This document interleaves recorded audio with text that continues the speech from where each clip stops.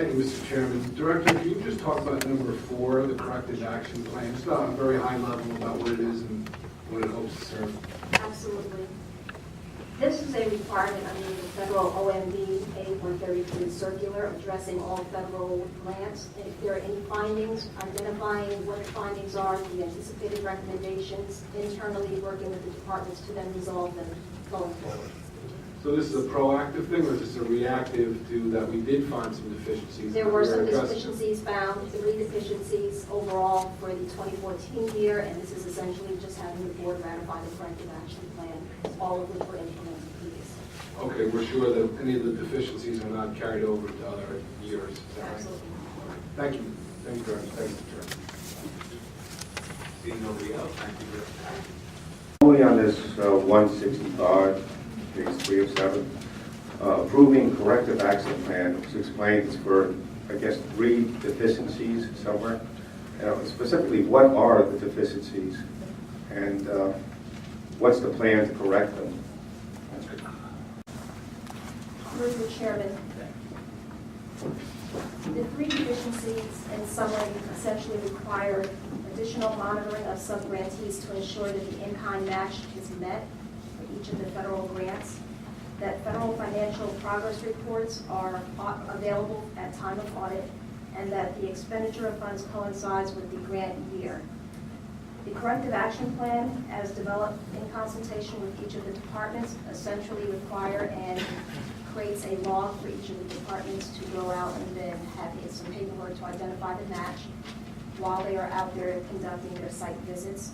The progress reports, the Division of Reimbursements is working with each of the departments essentially to make sure that at time that those progress reports are submitted to the federal and state government, that they are simultaneously submitted to the Department of Division of Reimbursement, and that the coinciding of federal reimbursements and the expenditure coincide with the grant year. Essentially just making sure that we are more mindful and working with the departments that were affected, which were the Prosecutor's Office and Public Safety, so that when they do submit their reports, that they coincide again with and they match with our financial system. Thank you. And just to reiterate from what you said during the agenda session, these changes have already been made, correct? That is correct. This is just the board ratifying the action. That is correct. Thank you. On page 3, the same one, number 165, about the corrective action plan and monitoring if there's in-kind matching grants, monies to grant. I'm just wondering, is there going to be any retroactivity about it, going back a year or 2 years?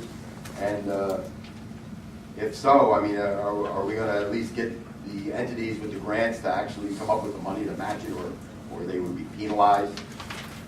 Thank you. Then on 165, if I understood, there were really 2 questions. One, whether it's retroactive.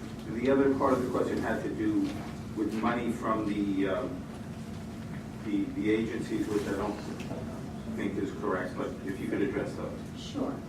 It is not an issue of whether or not the in-kind match was met, but the documentation of the in-kind match.